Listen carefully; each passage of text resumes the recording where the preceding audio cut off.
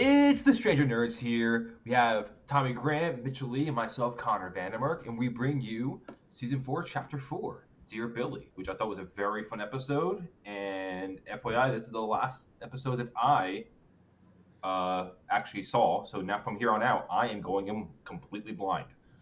Way to So, spoil things. Just be like, and I give it a 5.2 out of 10. Good night, everyone. Like, Look, I thought leave the viewer in some suspense, damn it. of all the episodes he could have seen, I'm happy it was up to this point and not the later episodes because it would have been a whole different ballgame if he had seen a bunch of the actual big spoilers that happen in the next couple episodes. So we're at least at a moderate point where it's okay. You've seen some of it. I've been teased. And even still, you were saying you didn't remember much going on. So did anything spark when you were watching this? Did you remember much? Yeah, the majority of this, so when I rewatched this episode and the previous one, I kind of thought it was like one episode combined. So it was kind of a mishmash of both of them. But I remembered quite a bit from this episode. It was something that actually had a lasting impact onto me, which kind of spurred this whole thing together. Yeah, and the writer Paul Dichter, he had written a couple of the episodes we had liked in previous seasons, so I'm not surprised that you liked this episode. I think he had directed or written for Will of the Wise from season 2, season 1, and an episode in season 3 that we really liked. And then Sean Levy, of course, directing these 2 episodes. This is the same block he directs every single episode or every season. So this is usually the block that we tend to like. But you want to dive on in? Yeah, let's dive on in. And I guess the other comment I put onto that too is this is when things start steamrolling up. How many episodes are in this season again? 8? This is a 9-episode season. 9. So we're just about the exact halfway point. But I mean, a couple of fun facts. I mean, just for this episode alone, it's the first episode since season 2, The Spy, that Eleven has not appeared in the episode. So one of our main characters of the show, one of our main characters is the first time we haven't seen her in a while. And honestly, she doesn't feel missed. There's so much going on that you don't even realize she's not in the episode. And it's the only episode this season where Eddie does not appear in the episode either. So it's, credit to Paul Dichter and Sean Levy for having 2 major characters for the season not appear in the episode, and you don't feel that they're missing. Wait, isn't I missed Eddie? You miss Eddie? I missed Eddie. Well, you'll see Eddie next episode. A game with the damn spoilers. I just said this is the only episode he's not in it, which means he'll be in the next episode. Well, you didn't have to say that either. It's a fun fact, Mitchell. Fun fact. I'm not having fun. Alrighty, so let's dive on in. Yeah. That's more fun. So, opening scene, we have Agent Stinson, Wallace, and Harmon talking to Mike, Will, and Jonathan about the recent killings happening in Hawkins and how Elle is currently being targeted, and they're going to try to retrain her to get her powers back. And then they make the reference to this bad faction of the government that's trying to harm her, and that they're the ones who are trying to keep her safe, and they want them to remain at the Byers to easily protect them. And then Agent Stinson gives Mike a letter from Elle, and that reads, "Dear Mike, I have gone to become a superhero again," from Elle. So, impressions from you two from the opening scene? I thought it was interesting the first, rewatching it now. Just the fact that they're so just blunt with 3 kids, and I get, it's a TV show, but you have these government agents, working for these black ops teams, basically saying, "Hey," finger pointing to the other agencies, saying, "Hey, they're the bad guys, we're the good guys." And you can tell Mike and Will don't really trust them either. How can we know for sure you guys are the good guys? But it's just matter of fact, hey, you guys are basically under house arrest because these guys are going to come kill you, so you're safer here. Which, in my eyes, I'm like, well, if the government knows this might be where Eleven's living, this is probably the least safe place they could possibly be. That's what I was thinking as well. And Like, these are obviously, some pretty stupid people. yeah, I mean, obviously, we'll get to that scene later on in the episode, but it's like, this is the worst place you can keep them, is their actual house where they're listed to be living. Like, can't you take him to like a safe house for the next like 3 weeks or whatever? Like, and let Joyce know as well what the hell's going on. Well, it's funny. They have the lines busy because, again, we'll get to it eventually, but, Yeah, Joyce tries calling and the line's busy. Yeah. So they have it set so no one can reach them. But still, they could have put more safeguards in place than just 2 agents just chilling on the couch waiting for something to happen, which eventually does. Yeah. Yeah. Which we'll get to, but yeah. I was gonna say, do we want to just dive into that while we're talking about them and the agents? Yeah, we could do that. Yeah. Well, I want to mention one comment on that though, before we go too deep on it. In that scene because Mike and Will had a conversation about it, and Mike does crumple up the letter from Elle, which I thought was interesting that they had him do that. It's kind of a carryover from last episode, because we didn't really talk about it much last episode just because there's so much more else to talk about. But Mike and Eleven kind of have that conversation where Eleven calls him out for, never saying love. Like, he always says from.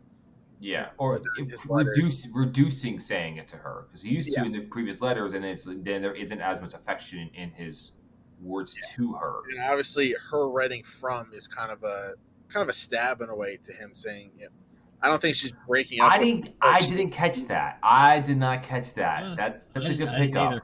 Yeah, and coming from, I don't think it's a breakup letter like in season 3 where she broke off, but the fact that she said from instead of love is definitely a jab at him. But they also had the conversation where Mike basically called her a monster for how she acted.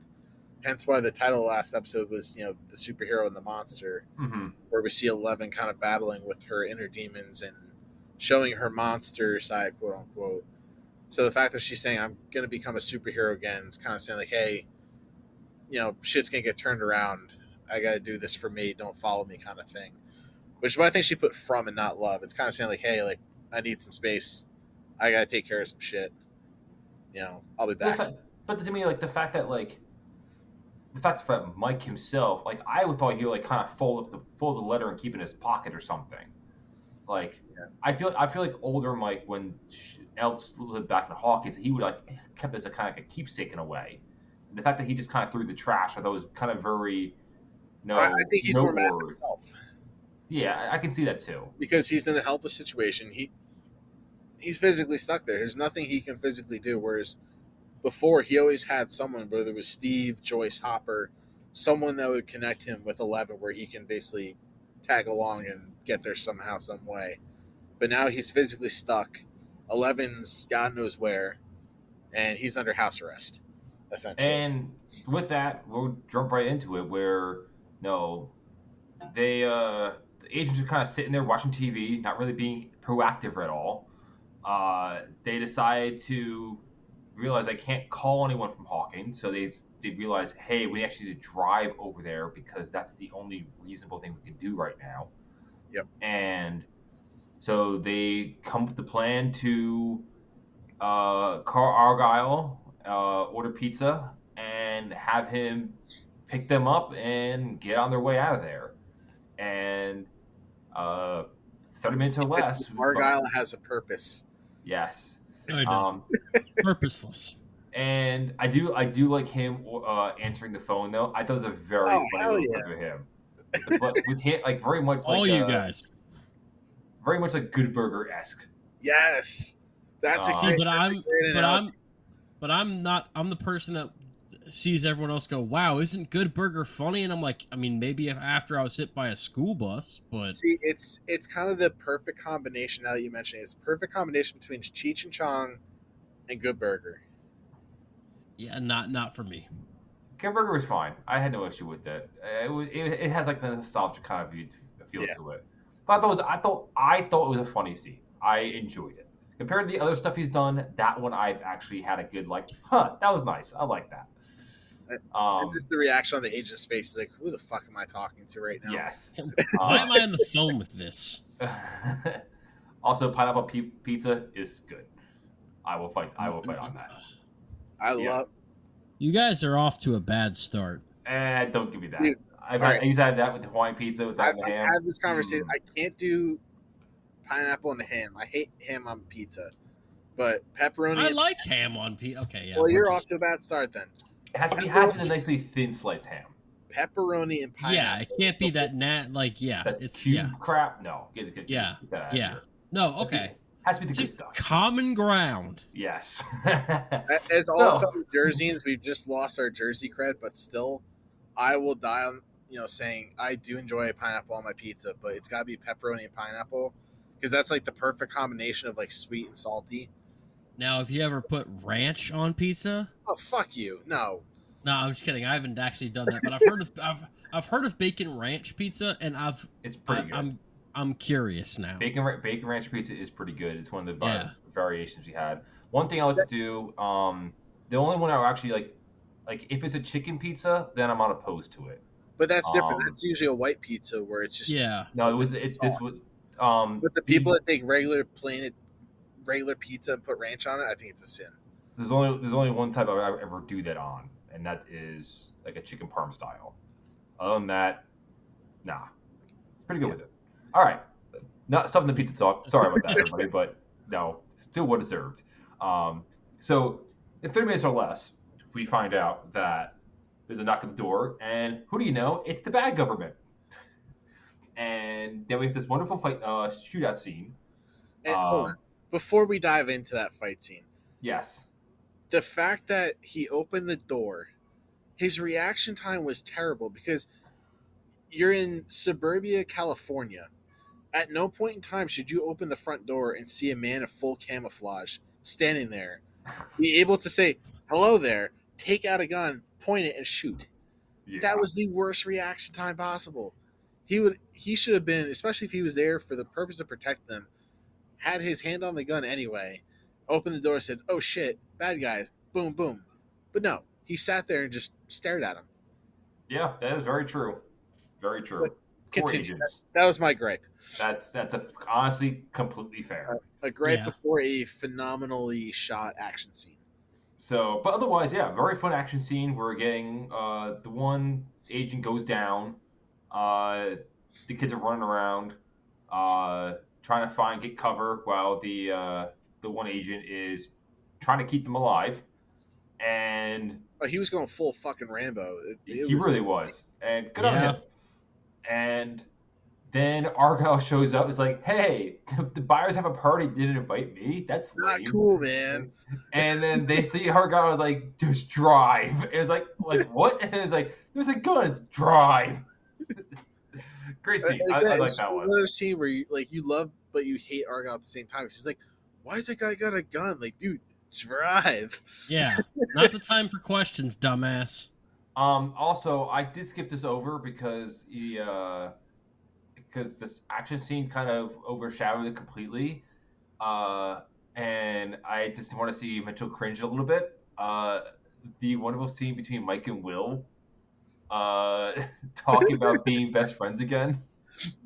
To all of our listeners, you can physically hear Mitchell's eyes roll. Look, down the stairs. I've always thought that this man was a bad actor.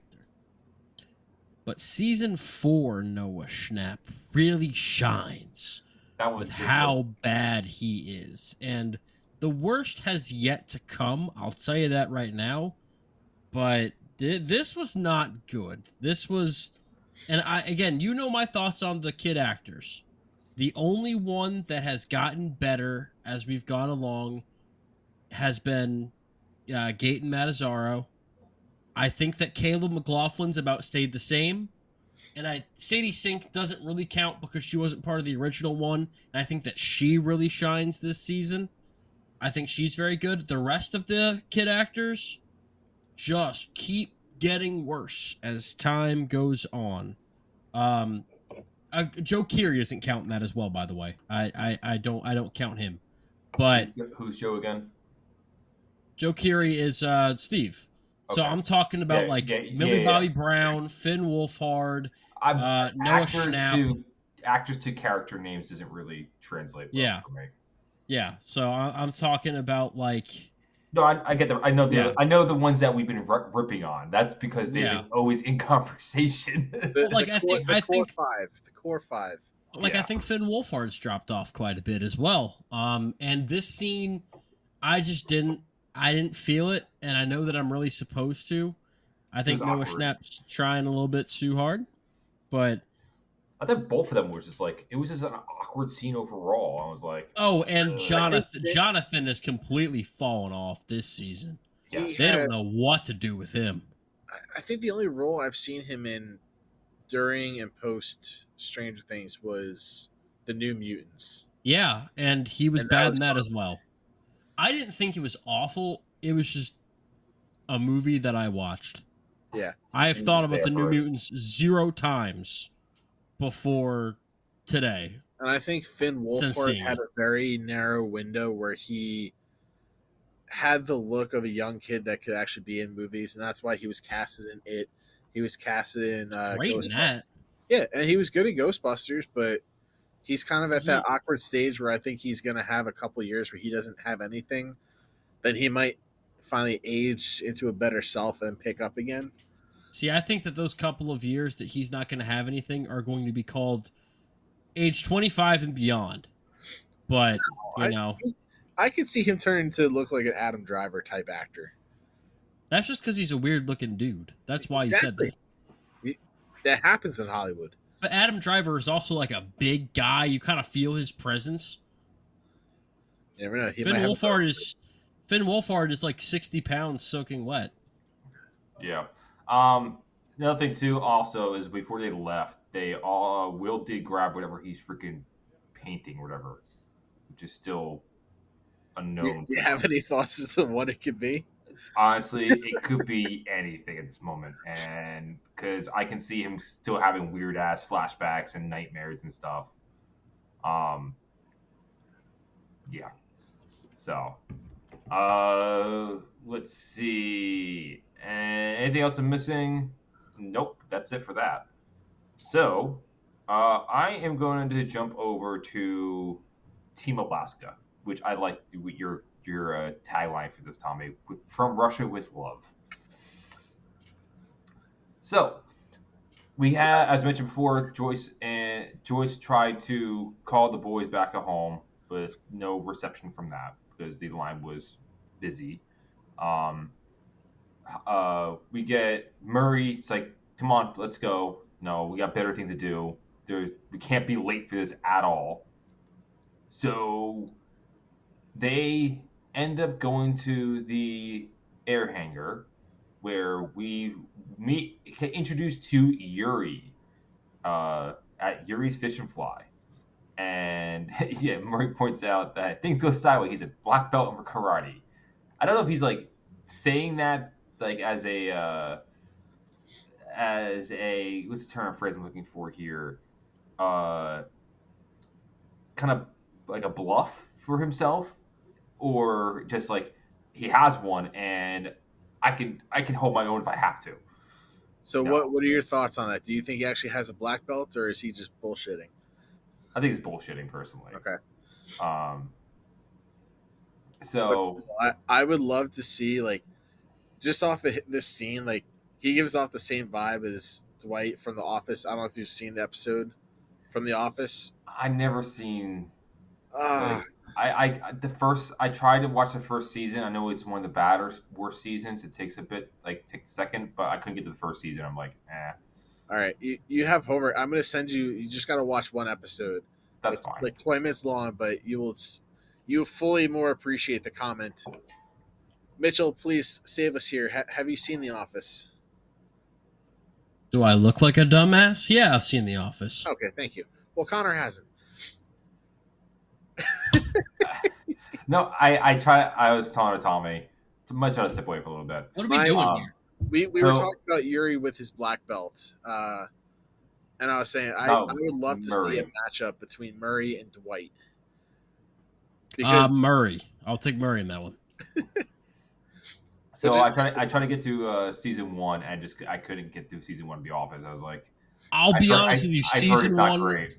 I've heard it's not season great. 1 is fine, and then season 2 is when it really finds its footing, and then you're good for like 4 or 5 more seasons, and then Steve Carell and Jim Krasinski really full into their roles in season 2 going forward, and they make the show for me. I don't do well with humor that's supposed to be cringe. Like, see, I get that. That bothers me a lot because I can actually feel the cringiness, and I'm like, no, thank you. As far as Yuri goes, I liked the humor at first, and then they just kind of kept going with it, and it just had diminishing returns for me. You just know he's a sleazeball off the get-go. Just with how he's acting. And obviously, based on the fact of what he does for work, smuggling people, goods, you know he's kind of a scumbag. But he basically, I just love how he makes them sit down and watch him count out all 40,000. Like, you could tell he's killing time. Well, it's a power move, that too. So like,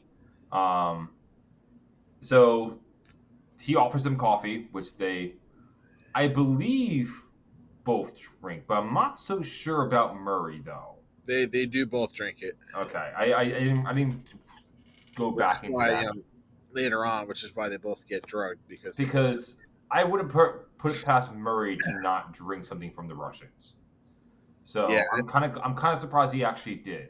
That was something Murray's made some mistakes.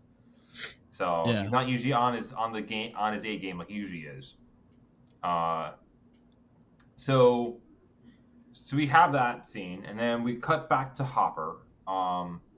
Hopper is about to make his break, and who's the one who trying to find the Russian guard that's been helping him out? Dimitri. Dimitri, thank you.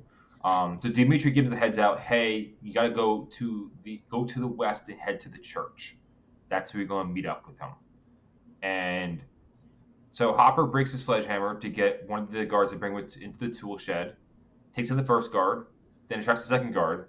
That's the one who's been suspicious of him this whole time. Yep. And then after this nice little tussle scene, they get to a point where Hopper's trying to stranglehold him out, and then gunshots go.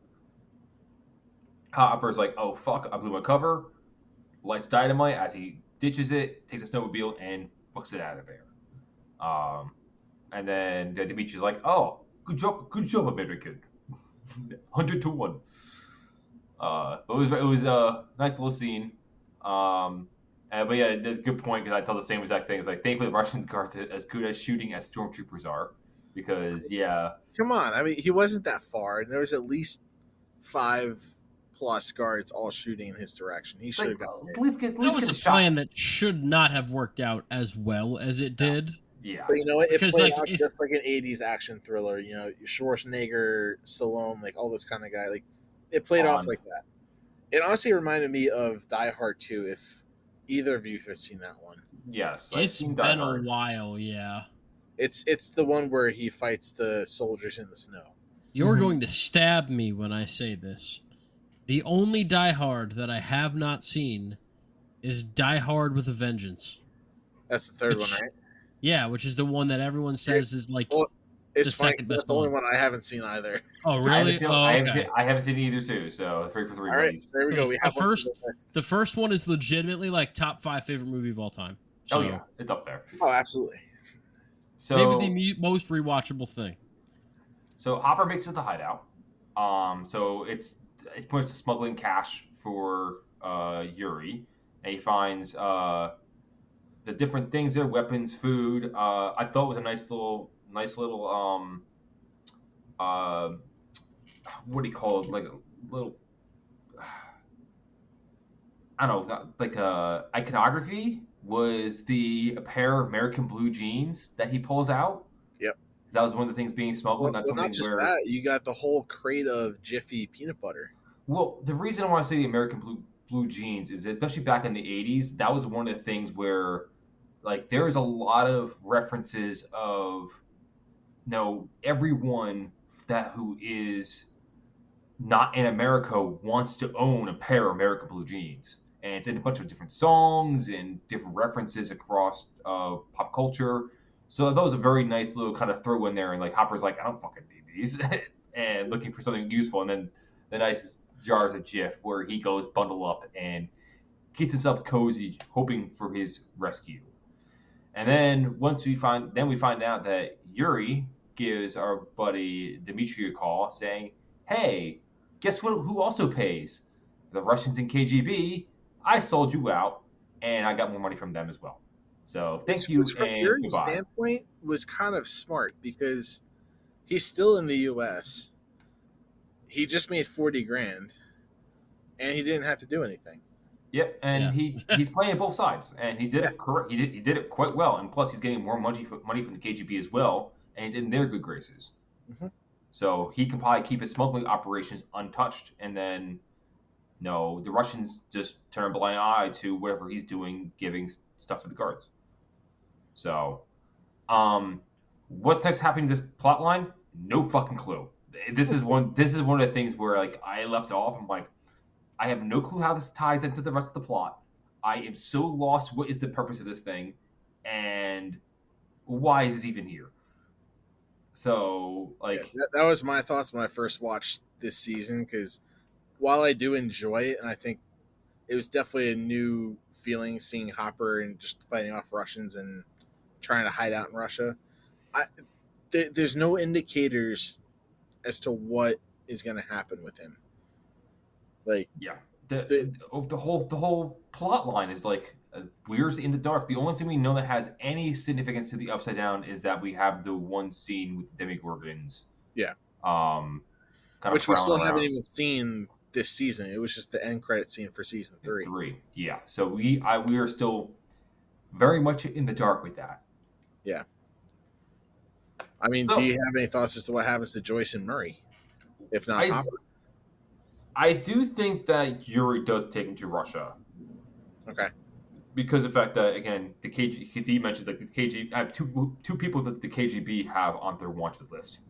So, again, get in the good graces, bring him on over, so he makes sure his stash doesn't get interrupted, and his enterprise, because that's what he cares about is his money. Yeah. So we'll find out, but that's my guess is that he does smuggle them over and hands them over to KGB, and then they turn a blind eye. Fair enough. All right, and then that leads us to the last main thing, which is the real important shit of this episode. This is the meat of it. So, let's go back to where we left off from the last episode, and we got Nancy and Robin arriving at Hawkins High, and then Max is recalling what she went through, and mentioning that Vecna's previous victims, all had the same symptoms, with the headaches, the nosebleeds, the nightmares, and then they die within a week of their first hallucination. I kind of did quick math. It's like within 6 days, and then, sorry. So that's actually incorrect. We see in your show notes. The symptoms start within the first week. So the headaches and the nosebleeds, that's what happens going into it, and then the hallucination is the first trigger of the 24-hour window. Gotcha. Okay. That's something I wrote that down because I've been kind of tracking this as I've been going. Okay. So the first hallucination is like you're gonna die. It's like the kind of is it the ring where like the different iterations of like things popping your TV screen and stuff like that. I remember I've seen the ring like twice in my life. So, yeah. There's like the countdown that you're getting from that. So that kind of the impending doom that we're having. Yeah. So she explains to them like, I saw the clock in the wall. It was literally right there. It's like, no, you were in a trance. It's like, well, this is what's happened to me. And they started to kind of piece the puzzle together of, okay, here's the symptoms, and this is what we should at least now have a game plan of what to look out for victims upcoming. And honestly, this this is very similar to Nightmare on Elm Street, where your victims start to kind of get confused with what's reality and what's not, because Vecna, like Freddy Krueger, can manipulate kind of like that subconscious mind space where you think you're in real time and you're dealing with people, then all of a sudden it like molds into your nightmare and shit's going down, and that's got to be the worst feeling in the world. It's just not knowing whether you're awake or asleep or what you're seeing is real or not. Yeah, it's the illusion that you're getting, because again, like I like using hallucination because you're still in the real time of like you're seeing something that's not there. In this case, it's there to them, but it's something where it's in their mind what's happening. Yeah, and you can see Max just looks exhausted too. Yeah, she's been through the ringer. So Lucas also busts his ass over there. Is finally brought back within the group, and he kind of gives a lowdown like, hey, Dustin, you're in trouble. And it's like, we got bigger problems, and then kind of like side-eyeing to Max. And then we see Jason at the Sinclair home questioning Erica where Lucas and Dustin are, and she just kind of rips into him. One more thing on this, because I did pick this up. When they got back to the car, I don't know all the basketball players' names. We did see one of the basketball players in the back seat, the black guy, taking a pill and drinking. So I think he's also on the watch as well of TikTok Vecna's coming. Well, he was actually last episode. He was the one that Vecna prodded at, and we saw have the nosebleed. I thought it was Lucas. Nope. When I was rewatching it. Oh, that was him. Yep, that was him. Oh, I thought it was Lucas at first who had that prodding. So it was him. So yeah, so he's it's more the symptoms then. Okay. He's primed up to be kind of the next target for Vecna. Okay. Or one of them. Because we know that how it went. Again, it was 6 days prior, and because these events are happening one after another. So Vecna currently has people lined up to be it. So he's probably going to be victim 2 or 3 down the road, I'm assuming. It's funny because he hasn't said anything to them either, because they're hunting down Eddie because of some crazy shit that happened when it's about to happen to him. Well, he doesn't have the information that we do, though. No. That's very much what's that like Shakespearean thing with the fourth wall knows what's happening, but the audience knows what's happening, but what's happening in the foreground. But the thing is, I like how it's very like it is very subtle too of him like taking in and stuff. So if you're not really looking for it, then it could just go right past you until wait, what? Like I didn't catch that, and then rewinding. Yeah. The gang's hiding out in the Wheeler's basement. Very season 1 vibes. Trying to figure out Vecna's origins. Trying to figure out how to again, very season 1 of like piecing the puzzle together, trying to figure out what is happening, what happened to the Creel family. So, we get Max sitting there writing letters, and pretty much knowing this is pretty much her last day alive, and kind of, I'm not going to say a suicide note, but like a death letter to whoever she cares about. Yeah. Nancy and Robin decide, okay, we're going to tackle the Victor Creel situation. Steve is not happy he's left babysitting again, which, again, understandable, but no. That is the right choice for those two to go. He just refused to accept his role. Yes. So they were pretty much pretending to be University of Notre Dame students requesting to meet with the warden. Claiming they're there to meet Victor for their thesis on paradox schizophrenics. And then Steve also questions Robin, giving off the academic scholar vibe, where she's just being so fucking nosy in Nancy's room, just like poking around, like, ooh, was it Tom Cruise poster on the wall? If I remember correctly. Yep. and then the little ballerina, and like she just gives like the deer in the headlights look to Nancy. Is like, oh, I'm academic, I guess. We'll find out, and then Nancy pulls out the we're going to make her into one.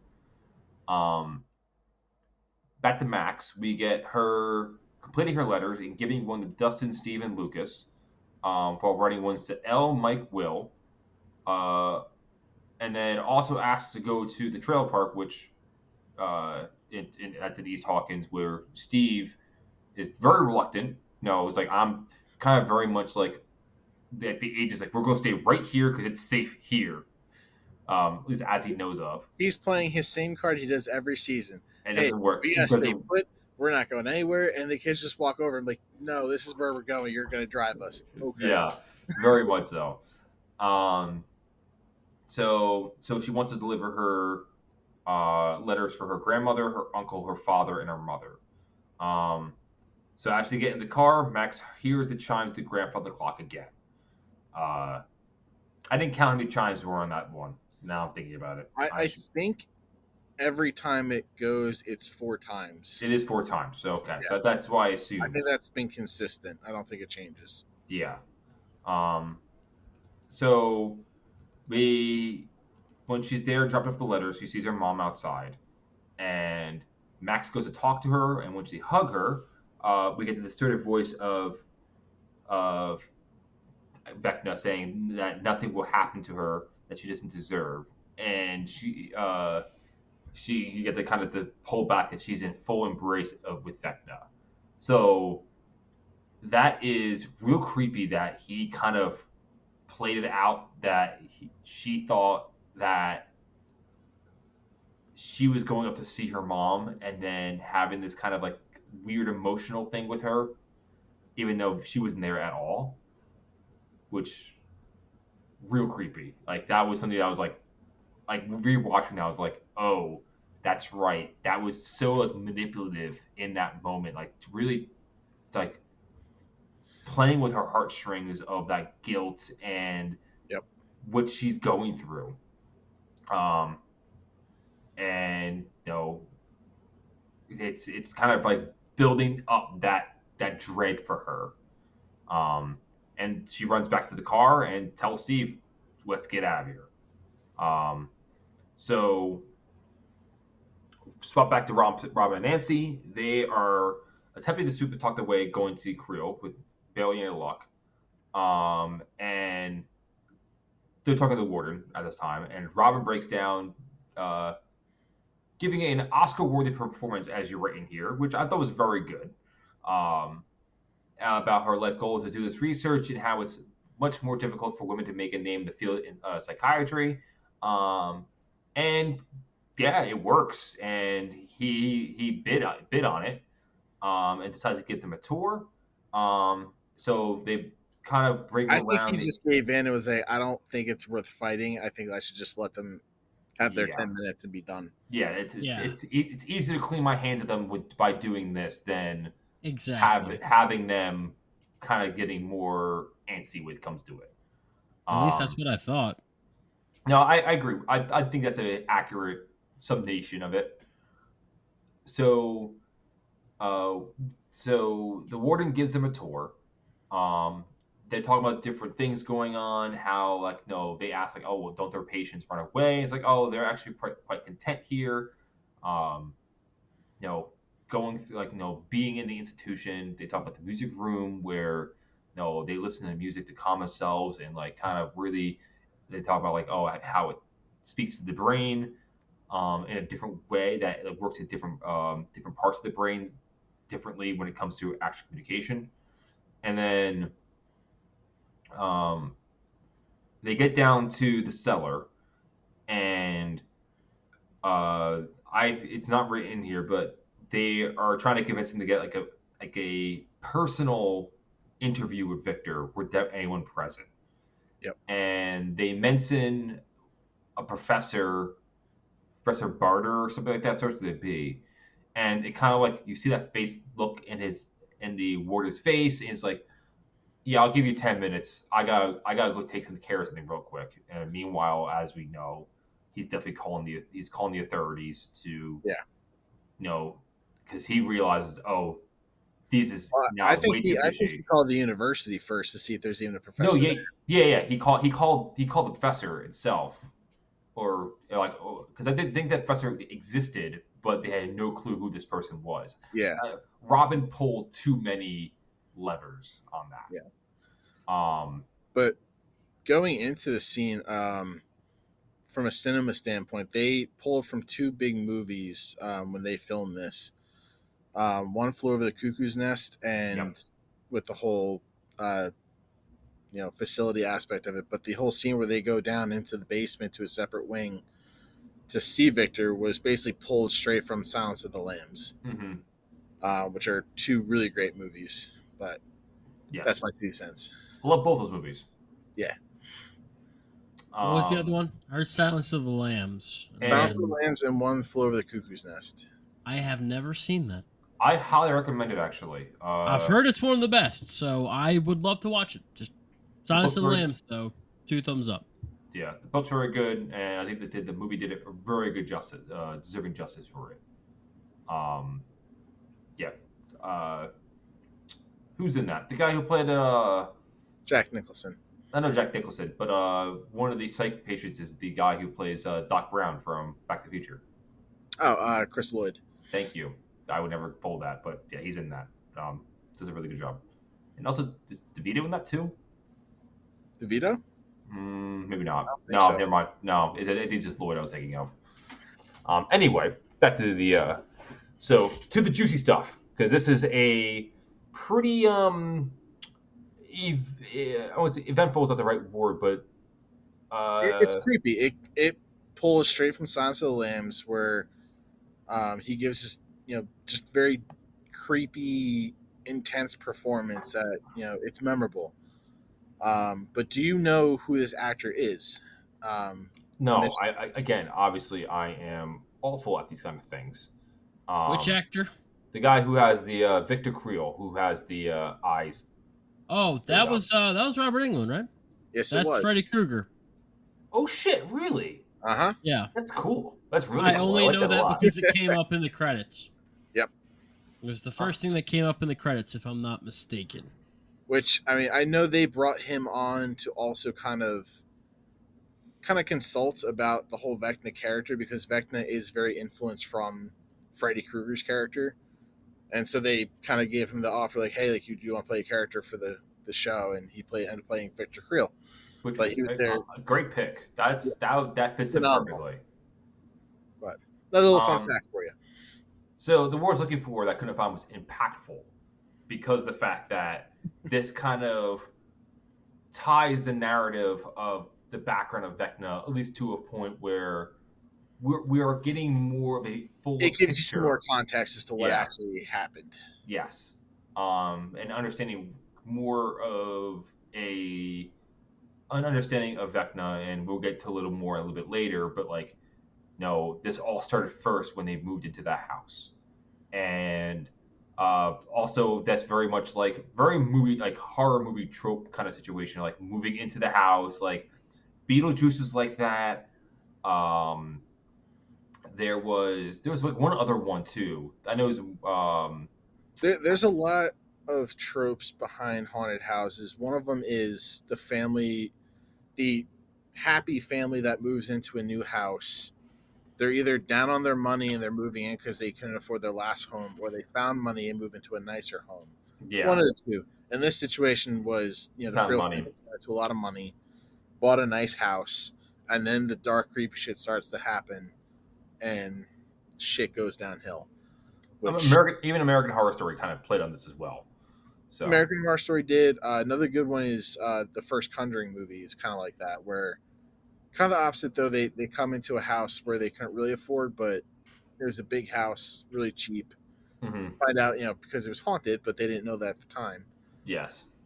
But The Conjuring is a good example of that. So we got to find out they inherited a fortune from a dead relative, buy this wonderful house in Hawkins, and only the son is the one who is kind of realizing, like, hey, something's wrong here. And then after a month being there, mutilated animals started to appear in the property or in the area. The family was tormented by the nightmare visions, including the wonderful black widow spiders that we're seeing, such as the one coming out of the bathtub. Pretty creepy. Yep. And then we get the first nightmare, which I thought was real creepy, was the fire of the crib for Victor. Yep. And then we see Virginia, the wife, die, as we've seen previously when it came to Chrissy and the other nerdy guy, Neil. What's his name? Fred. It was a nowhere close, one. But yeah, 4-letter name. So yes, how Fred and Chrissy died, and with the whole arms and limbs just snapping, and the eyes being gouged out. He tried to escape with the kids, and so all him and the kids get trapped in a vision where he actually, his quote unquote guilt that he has is that he accidentally killed a family during World War II by calling in a artillery round on a family that he thought was Germans were encamping out to, and that's where you see the kind of the imagery of the cradle being caught on fire, because that's something that he had, that his own traumatic experience of where he claims that guilt from. Definitely sets a tone. Yeah. But I also want to point out it's kind of a unique scene where they point that out, where in the past 2 attacks, it's just been Vecna going after a single person. Whereas in this instance, he kills the mother, and then all of a sudden traps 3 more, assumingly 3 more people, assuming he goes after the kids as well. Because, the daughter they mentioned was dead after that. And the boy was in a coma, but not dead. Yes. But then apparently died a week later. So Vecna went after a full family all at the same time. Mm-hmm. Which we haven't seen before. Granted, this takes in the past, but, what do you think the significance of that is? Because it's definitely a different trend from what we've seen this season. Well, I do think that, so this is me conjecturing here, because I've watched a lot of Criminal Minds and stuff like that, understanding psychology of stuff, serial killers and everything like that. And sometimes when time passes, the way that a serial killer goes about things does change based on different environmental effects with it. And I kind of think they're playing on that here, where, and I will talk about this a little more when we get closer to Max, but that house is something that is very significant. We already had imagery of Vecna being inside that house, being his home base in the Upside Down. Yep. So that is something that is very influential to him. So it kind of way that they are invading on his territory. The original quote unquote 1 week window doesn't really apply here, because he's consistently torturing this family over and over again with these different visions. It isn't just a 1 week thing. This is a prolonged thing. And because of that, it is, I think, a different circumstance overall, but kind of is the foundation of what he is, though. Yeah. So he's the only one who survives because of the fact that he claims an angel pulled him out of the vision, and he finds his daughter dead, and because his son is a coma who dies a week later. So Victor tries to commit suicide multiple times by trying to gouge his eyes out, just to, as he put it, be with his family again. But according to him, Vecna won't let him kill himself.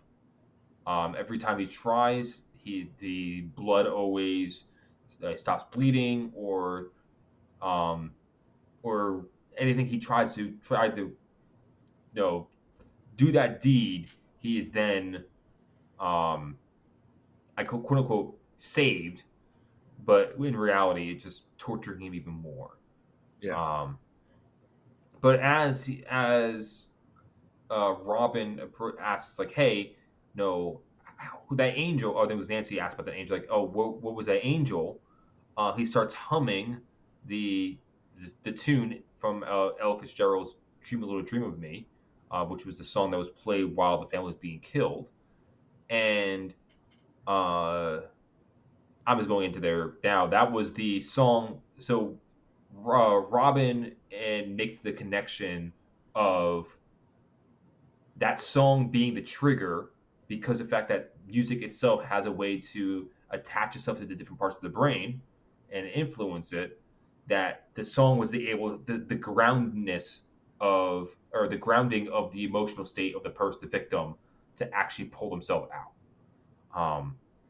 So Nancy and Robin make a beeline, get out of there, and they throw revelation to the team, Steve, Max, and Lucas and Dustin, back at where we find them out now, which is the cemetery. Yep. So Max arrives at the cemetery. We're trying to reassure Lucas, who is freaking the fuck out, rightly so. And we hear the letter that she wrote to Billy, and how honestly, I thought this was a wonderful scene. I really did enjoy this a lot. I thought she acted it really well. How she wished she could change things. How she could have brought her brother back despite them not getting along. Like different effects to it. And the part that hurts her the most is she can't tell people that he died a hero saving her in 11. And then we get the wonderful transition where Max is now in the trance and has been transported to Vecna's mindscape, where Vecna appears in the wonderful bloody body of Billy and really kind of trying to twist the knife on her, telling her that, like, that she wished him dead. And honestly, even a way where kind of even poking at her where even in her dreams where she even thought about committing suicide herself. And that's something where I'm intrigued about, because that was the first time they really mentioned suicide as a kind of thing. But like the other two victims that we've seen so far, other than Victor, Victor probably committed suicide himself when it came to the aftermath, but we don't know what his feelings and the trauma that he had with the family that he killed by accident with the shelled round. But I can easily see kind of suicidal idealization come from both Chrissy and Fred from what they've been through. Chrissy feeling worthless of in her mother's mind, and whatever happened to her mother, kind of really feeling that like, oh, I should commit suicide myself. And Fred, with the accident he went through, kind of even he didn't actually murder him. Like, survivor guilt is a very true thing, and that could be really to me, I'm kind of curious if that's really a true trigger of Vecna, and what Vecna's really prying on is the suicidal idealizations that these victims are having. Yeah.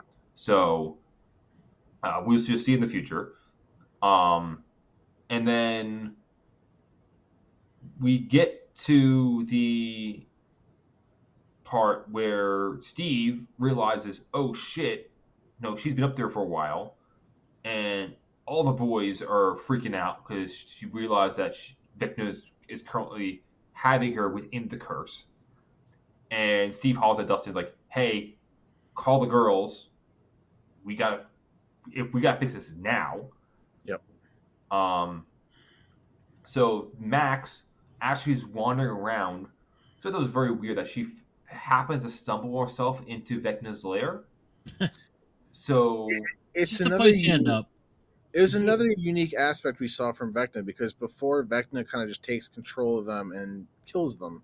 Yeah. Or is this the first time he's kind of like toying with Max and almost kind of giving her the grand tour of the place, saying, hey, come check this out before I kill you. The other thing I redid the walls. Come on, check this out. You like the wallpaper? So the other thing that I'm intrigued about maybe is if the house is in the same location as the cemetery, or like relatively speaking. Um, I don't That, know. I'm just that's an throwing this out here. interesting question you point out because we know that the house was located in Hawkins. Yes. We have yet to see the house, so yeah, it could be at the cemetery. We don't know. Or it's again general location, like because she was running around a lot. So like to me, when her mind is there, to me she's kind of in the upside down already, in my opinion. So like because that's kind of Vecna's kind of domain in a way, at least how Yeah. I'm interpreting it.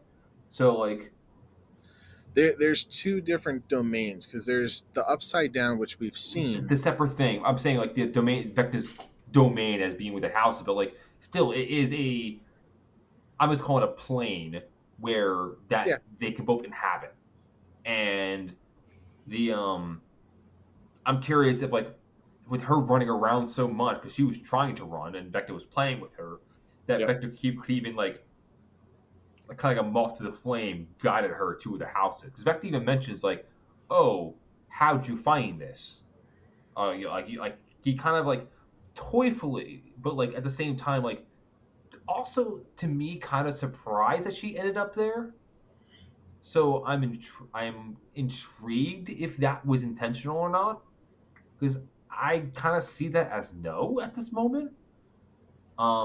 And this location we're talking about, and I see in the show notes, and I kind of picked it out immediately myself, was that is definitely the house that Victor Creel bought, that Vecna's in.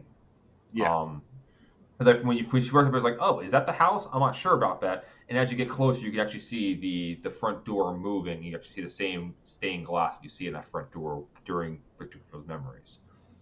Um, so we see in the lair we have the wonderful grandfather clock floating through the air. And good point, not fixed like it was previously.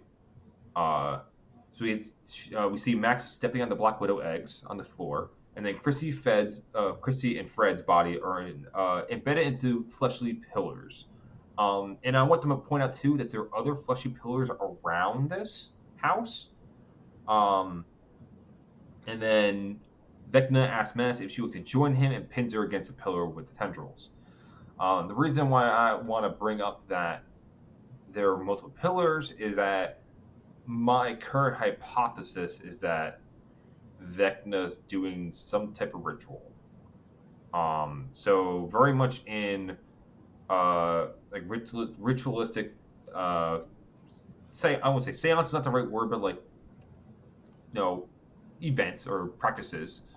Generally, you have sacrifices or even like in this case, like these spires are like obelisks in this case, where the sacrifice is being pinned to, and I'm kind of curious that these spires are acting as that conductor for the sacrifice to be pinned upon.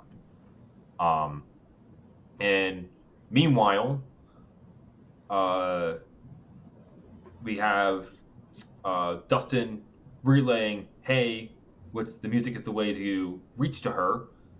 They finally find her favorite song, according to Lucas, and which is "Running Up the Hill" by Kate Bush. Fantastic song, and this song was uh, funny enough, I did not realize this was a Kate Bush song because I encountered this through a cover previously, and Mhm. this is like the real like this was like the defining thing that for Stranger Things have been lasting with me this whole time. Like I've after recording, I've mentioned to Tommy and Mitchell like, oh, no, Running Up the Hill. Like I heard it earlier this season, like, oh, it's coming, baby, it's coming. I know it's coming here. This Oh, song really took off because if you look at the charts, it didn't really chart back in 1985, yeah. but in 2022, this got up to the number 3 song in the country, and on the year-end Billboard Hot 100 was number 23. So Yeah. this was a big thing in 2022, It's nearly funny how 30 movies or and 40 TV shows years. can kind of recreate songs and revitalize them. I mean, kind of like Deadpool 3 with "Live." I hate Like, you. come on, like it's I hate you. everywhere. Everyone's recreating that that video with the song different, movie endings and stuff like Are we that. are we talking about which song you talking about? I forget the title, like a prayer, I think it's called, or something like that. Oh, because they had a The few ending, different the songs ending in that one. Yeah, because there was "Bye Bye Bye," "Like a Virgin," or no, "Like a Prayer," and then there's a lot of "Like a" songs by Madonna, and then like a prayer. the "Time of Your Life" by Green Day as well. Yeah. Mm-hmm. Like a prayer, like on social media, everybody's recreating different movie scenes with that song in it, and it's kind of the same factor with Running Up the Hill. Everybody took that song and kind of took off with it because it's a good song. Fantastic song. Love song I so like much. that we kind of brought that back, but I want it to be with original songs. We don't have any more of those like "My Heart Will Go On" from Titanic type songs. Last one I can really think of was, I guess, Barbie had some You want songs to talk like about that. original So soundtrack? Phil Collins' Tarzan, best original soundtrack. I will fight you on it. That's pretty damn good, actually. That's a good call right there. Right? no, it's pretty good. Spider-Verse, both of them are up there. Mm-hmm. They're also very good. I mean, I know it's not original, but if you just want throwbacks, Guardians of the Galaxy, any of them, particularly the first two. Yeah. When it comes to these TV shows, the one I always like to pull to is Scrubs. So I thought they were very good at timing when to use a song the right way. Like the one that always comes to mind was "How to Save a Life." I can't think of who they right now. play that in like every hospital TV show. I understand that, but but the thing is like, but the Fray, that's who it is. But they did it so well though. Yeah. There's another one too, which is oh crap. I always like watching it. I will pull it up in a second. Shit. Now it's gonna drop. You know what song gets played a lot in TV shows? Under Pressure. That song's not very great. Yeah, but that one's always played. Yeah. It's Overkill. That's what it is. So it's the same. I'm pretty sure it's the same singer from Hootie Bluefish. But Overkill is the Colin Hay is the singer, and Colin Hay was actually in the episode singing it and tying into the grief that they're going through, that they're dealing with at the hospital, and it's just watching the YouTube. I highly recommend it, and it's such a good job. Oh, well, every time I just speaking of that, with going through the trauma and stuff, and like going back in memories, we see Max kind of do the same thing, and they stole a page right out of the Harry Potter movie, Order of the Phoenix, where when Harry's possessed by Voldemort, and Dumbledore's like, "Oh, you gotta think of love," and he sees all his friends and all that kind of stuff. Kind of the same vibe. She's seeing all these images, primarily of Lucas and Eleven, but from her friend group, and it kind of brings her back. And then we see a portal open up, and hold on. I want to get the comment too, because you're bringing it up. Is on the tombstone of Billy, it says, what was it said exactly? Lost but never forgotten, or something. Gone but not forgotten is on it, on the tombstone, which I think is very ironic in a way, because how he's not forgotten is currently through Max's nightmares. Yeah. And I thought it was kind of like a weird, like, just like nasty twist on like what's kind of playing on what's happening at the moment. Because it's a very like common gravestone kind of saying. Yeah. But with the context of what's going on, I thought it was really well done. That's something the Duffer Brothers really do well on, and we'll talk about in a few minutes with what I talked about you after off air last episode. But they love to throw little things in that they might just be pass over details, but they do have a purpose. But while Max is running, I just thought it was funny how Vecna just kind of starts throwing, like force throwing stuff at her instead of chasing throwing the house. It was like a Sith Lord just throwing objects at her, just like trying to stop her. That's like, dude, just chase her. Like, aren't you in control of this like plane? Like, can't you do something else to stop her? So, wonderfully Max gets out of there. From her elevated pose that she was about to get her limbs ripped, cracked into different pieces. Right. She falls down, and they all embrace her, and that's we get the end of the episode. And yeah, that was tensions are high. Yeah, very high. For multiple things too, because we also have the Russian side of things too, where we're kind of cliffhanger on that one as well. But I'm very curious what the after effect with Max is now that she escaped his grasp, because I think he's going, in my opinion, he's going to be real pissed about that, because I would be too if I was the villain. Yeah. So, and not only that, but now we know kind of the scapegoat of how to avoid Vecna. Yeah. Which again plays into Nightmare on Elm Street, where a lot of the victims on there will say, you gotta stay awake. So they'll start taking medicine to stay awake. So now we're probably gonna see Max kind of saying like, well, I guess I have to keep listening to my favorite song on loop. Mm-hmm. That way Vecna can't get me. Otherwise, the second she stops, it's like, bam, he can get Got her. your ass. Yeah. But, alrighty then.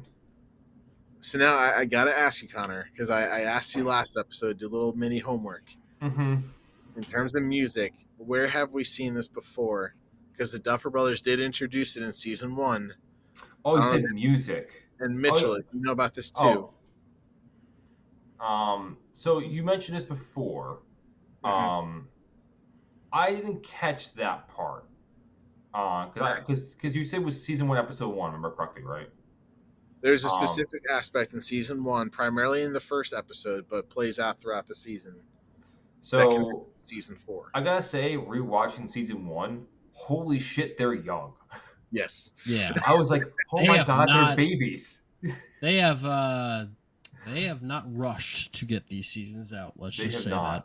So the one thing I'm gonna rewatch was the first episode was definitely seeing, because one thing we know with the Demogorgons is that like they are quadrupedal creatures. They're on all 4 legs. And then when Will went off the road, that was a bipedal creature that forced him off the road. I was like, that's not usual Demogorgon, walking around skulking. I'm like, that is definitely new. Which I'm glad you brought that up, because that was very fun seeing that again.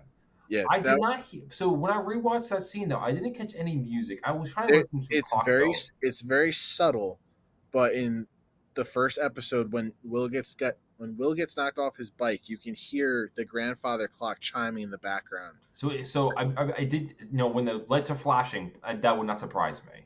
Yeah. So essentially, Vecna was around come season 1, which does not shock me, because I can definitely is like. One thing I think I did mention the last episode was like when it came to season 2, and like with the mind flayers, like how like the vines are spreading outwards from like out through all Hawkins. That very much represents us to how Vecna sets up into his kind of throne of these vines attaching into him, because he kind of like now has a feelers on all over Hawkins, and now it's all part of his domain because he expanded his reach that far, kind of like the roots of a tree in a way. Yeah. But there's another aspect from season 1 that we had talked about, and one of the questions was, why did a certain character manage to survive the Upside Down? Which was Will. And the other thing that I now have questions on, because now rewatching this and knowing how much I do now, how did Will get in the Upside Down in the first place? So you don't know the answer to that question yet? I do not know the answer to that question, because the only thing we know is Upside Down is going to trees and cracks. So we know Vecna's the only one we can possibly know who can transport from one to the other with these planes. So we don't know how Will actually got in there. Because of the Demogorgon, that Will would have ended up like the first victim, which he did. It's a little different from what we've seen, but there's a key element that we just talked about that explains it. And the Duffer Brothers kind of confirmed that's why. If you want me to tell you, I will, or if you want to keep meddling on it, you can. We'll keep meddling on it. It might more episodes might help too. It's very simple, but yeah. Um. So then, okay. Do we want to go into ratings and all that? Yes, I should pull it up. I'm assuming you already have it up, Tommy.